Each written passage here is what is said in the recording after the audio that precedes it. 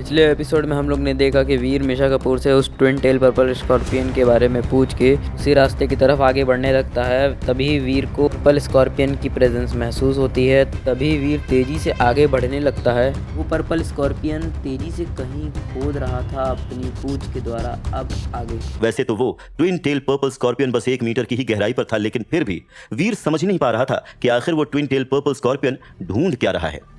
वीर उस twin tell scorpion के अजीब से बिहेवियर को कुछ और देर तक ऑब्जर्व करना चाहता था, और इसीलिए वो अपनी होली एंजल को अभी नहीं बुलाता है ताकि वो तुरंत ही अपने दुश्मन पर अटैक न कर सके। बेहतर व्यू के लिए वीर 10 मीटर लंबे पत्थर पर चढ़ता है और फिर उस स्कॉर्पियन को उन रॉक्स को खोदते हुए देखने लगता है।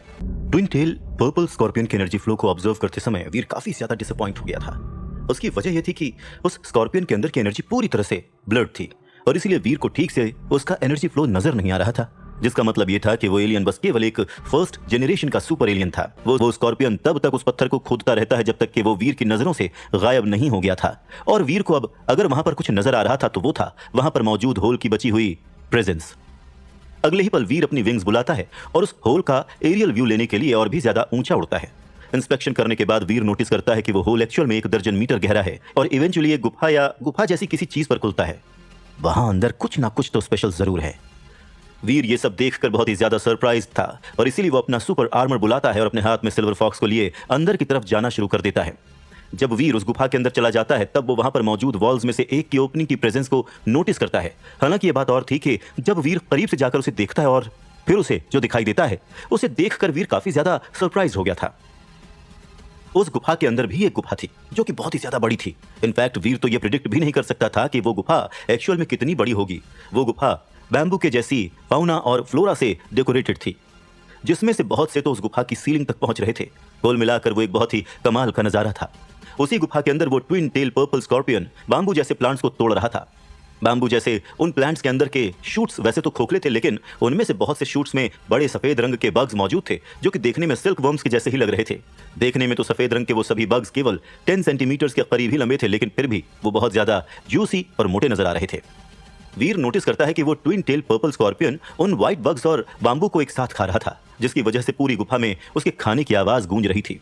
बाय एनी चांस क्या वो व्हाइट बग्स एलियंस हैं जिन्हें ये ट्विन टेल पर्पल स्कॉर्पियन खा रहा है? अगर ये स्कॉर्पियन इन्हें खा रहा है तो हो सकता है कि इसका मतलब यही हो कि वो स्कॉर्पियन प्रेग्नेंट हो। दूसरी तरफ वो भूखा स्कॉर्पियन गुफा में बाम्बू जैसे प्लांट्स और व्हाइट बग्स को खाता ही जा रहा था। इवेंचुअली ऐसा लग रहा था जैसे कि अब उसका पेट भर गया हो और वो वहां से जाना चाहता हो, और इसीलिए उस ट्विन टेल पर्पल स्कॉर्पियन ने वीर के डायरेक्शन की तरफ मुड़ना शुरू कर दिया था। ट्विन टेल पर्पल स्कॉर्पियन को अपनी तरफ मुड़ता हुआ देखकर वीर तुरंत ही उस जगह से बाहर चला जाता है और उस स्कॉर्पियन की नजर से बच जाता है। कुछ ही मिनटों के बाद वो स्कॉर्पियन एक बार फिर से उस होल के बाहर निकलता है, और जब वो उस होल से बाहर निकलता है उसके बाद वो सीधा ऊपर माउंटेन की तरफ जाना शुरू कर देता है। पर वीर उस स्कॉर्पियन का पीछा नहीं करता है, और उसकी वजह यह थी कि अगर वाकई में वो स्कॉर्पियन प्रेग्नेंट हुआ तो वीर जानता था कि उसे अभी इसी समय जान से मारना पूरी तरह से बेकार होगा।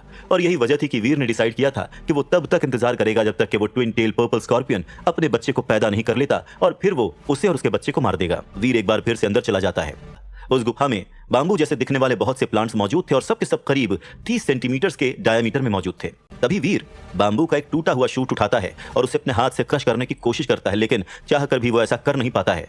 इवेंचुअली वीर को अपनी सारी की सारी स्ट्रेंथ जुटाकर अपनी सारी की सारी पावर एग्जॉस्ट करनी पड़ती है, और तब कहीं जाकर वो उस बाम्बू को क्रश कर पाता है। वीर उस बाम्बू को जमीन पर फेंकता है और फिर अपने पीकॉक क्रॉसबो को बुलाता है। पीकॉक क्रॉसबो को बुलाकर वीर उसे एक जेड स्टील बोल्ट के साथ लोड कर देता है और उस बोल्ट को वहां पर मौजूद बग्स में से एक की तरफ फायर कर देता है, जो रेंगते हुए वहां पर मौजूद टूटे पड़े बाम्बू के एंड्स में से एक में अपना रास्ता बनाने की कोशिश कर रहा था। वीर के पीकॉक क्रॉसबो से फायर हुआ जेड स्टील बोल्ट उस व्हाइट बग की बॉडी के थ्रू पियर्स होता हुआ निकल जाता है, जिसकी वजह से वो व्हाइट बग दर्द में चिल्लाता है और सफेद रंग का एक फॉग रिलीज करता है। अचानक से ही उस जगह का टेम्परेचर गिरना शुरू हो जाता है और उस बग के आसपास का थोड़ा सा एरिया पूरी तरह से फ्रॉस्टी हो जाता है। उसके बाद वो बग ऐसे फ्रीज हो जाता है जैसे कि उसे अभी अभी फ्रीजर से निकाला गया हो, और फिर mutant alien dark silk worm मारा गया। आपको इस म्यूटेंट एलियन की डेविल सोल हासिल नहीं हुई है। 0 से 10 म्यूटेंट जीन पॉइंट्स हासिल करने के लिए इसका फ्लैश कंज्यूम करें। ये एक म्यूटेंट एलियन था, लेकिन एक म्यूटेंट एलियन इस तरह से फ्रॉस्टी एयर कैसे रिलीज कर सकता है? ये तो बहुत ही ज्यादा अजीब बात है। मुझे तो लगा था कि केवल सुपर एलियंस ही एलिमेंटल अटैक्स कर सकते हैं। अपनी पावर स्क्रीन पर आए उन शब्दों को देखकर वीर काफी ज्यादा सरप्राइज्ड हो जाता है और मन ही मन सोचने लग जाता है। इसके साथ ही पावर स्क्रीन पर मौजूद वो शब्द देखकर वीर बहुत ही ज्यादा क्यूरियस भी हो जाता है और इसीलिए जमीन पर मौजूद बाकी के सिल्कवर्म्स को मारने के लिए वो अपना फ्लेमिंग रेक्स स्पाइक बुलाता है और उसके बाद बार बार लगातार जितनी बार भी वीर अपने फ्लेमिंग रेक्स स्पाइक से उन सिल्कवर्म्स पर वार करता है उतनी बार उसकी पावर स्क्रीन पर शब्द नजर आते रहते हैं। जितनी बार भी डार्क सिल्कवर्म्स मारे जाते थे उतनी बार हर एक डार्क सिल्कवर्म एक फ्रॉस्टी एयर रिलीज करता जाता है। वो सभी एलियंस कमजोर थे और इसीलिए लड़ नहीं सकते थे और यही वजह थी कि वीर बिना किसी चिंता के बहुत ही कैजुअली उन्हें जान से मार पा रहा था और फिर म्यूटेंट एलियन डार्क सिल्कवर्म मारा गया। आपको इस म्यूटेंट डार्क सिल्कवर्म की डेविल सोल हासिल हुई है। 0 से 10 म्यूटेंट जीन पॉइंट्स हासिल करने के लिए इसका फ्लैश कंज्यूम करें। म्यूटेंट डार्क सिल्कवर्म का टाइप एक बार इस्तेमाल किया जाने वाला हिडन हथियार। अगले ही पल वीर म्यूटेंट डार्क सिल्कवर्म की डेविल सोल बुलाता है और फिर एक बड़ा सा सफेद और मोटा बग वीर के हाथ की हथेली में आ जाता है। वीर नोटिस करता है कि वो व्हाइट बग वेट में काफी ज्यादा हैवी था। इस बात के लिए अनश्योर कि वो व्हाइट बग किस तरह से इस्तेमाल में आएगा, वीर कुछ देर तक उसे देखता रहता है। बहुत देर तक सोचने के बाद वीर फाइनली उसे गुफा की वॉल की तरफ फेंक देता है और फिर वो मोटा बग दीवार को हिट करके एक्सप्लोड हो जाता है और उसमें से एक हैवी सफेद रंग की फॉग निकलने लगती है।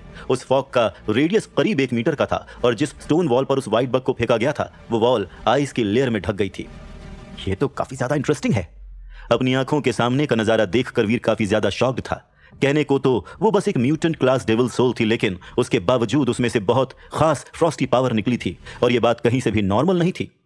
पता नहीं यहां पर कोई सीक्रेट ब्लड क्लास के डार्क सिल्कवर्म्स मौजूद होंगे या नहीं। अगर मुझे एक सीक्रेट ब्लड क्लास का डार्क सिल्कवर्म मिल जाता है तो हो सकता है कि आगे चलकर कभी वो मेरे काम ही आ सके और फिर जितने भी सिल्कवर्म्स उसे नजर आते हैं वो हर एक सिल्कवर्म को मार देता है। फिर अचानक से उसे बाम्बू फॉरेस्ट की गहराई में से एक आवाज आती हुई सुनाई देती है। उस आवाज को सुनकर ऐसा लग रहा था जैसे कि उस फॉरेस्ट के अंदर से कुछ बाहर निकल रहा है। जैसे ही वीर को वो आवाज सुनाई देती है वीर तुरंत ही अपनी एनर्जी को हटाकर पीछे हटता है और फिर अपनी जेड स्किन का इस्तेमाल करके अपना जीन लॉक ओपन कर लेता है। पूरी अलर्टनेस के साथ वीर बाम्बू फॉरेस्ट के एरिया को स्कैन करता है और फाइनली जब वो चीज वीर के सामने आती है तब इवेंचुअली वीर देखता है कि उसकी तरफ आने वाली वो चीज एक एक्स्ट्रा लार्ज सिल्कवर्म था जिसकी बॉडी आइस की तरह चमक रही थी। एक फ्रॉस्ट ऑरा ने उसे घेर कर रखा हुआ था और अपने रास्ते में वो आइस की एक ट्रेल को छोड़ता हुआ जा रहा था। एक बार फिर से वीर अपने जीन लॉक को स्विच करते हुए उसे प्रोफेसर मंत्रा के साथ ओपन करता है और अपने इस आईसी दुश्मन की रीडिंग लेने लगता है जो तेजी से उसकी तरफ आ रहा था। वीर को रियलाइज होता है कि उसकी तरफ आने वाला ये आईसी दुश्मन एक म्यूटेंट क्लास से ज्यादा स्ट्रांग है और वाकई में काफी हद तक एक सीक्रेट ब्लड क्लास का सिल्कवर्म ही है। वीर के मन में इस समय खुशी का ठिकाना नहीं था और इसीलिए वो अपना पीकॉक क्रॉसबो बुलाता है और उसे जेट स्टील बोल्ट के साथ लोड कर देता है। उसकी वजह यह थी कि जितना वो आईसी सिल्कवर्म करीब आ रहा था उस आइस सिल्कवर्म की लाइफ फोर्स वीर को उतनी ही ज्यादा स्ट्रांग महसूस हो रही थी और देखते ही देखते कुछ ही पलों में वो लाइफ फोर्स हर उस सीक्रेट ब्लड एलियन की लाइफ फोर्स के मेजर को एक्सीड कर गई थी जिससे आज से पहले वीर का सामना हुआ था। कहीं ऐसा तो नहीं कि ये एक सुपर एलियन हो। आई होप गाइस आपको ये वीडियो पसंद आई होगी। हाँ, वो आदमी नहीं आया जो पिछली वीडियो में मैंने बोला, वो शायद 1-2 एपिसोड बाद आएगा। पर हाँ देखो, मैं जल्दी जल्दी वीडियोज़ अपलोड करता हूँ, फिर आप लोग देख लेना।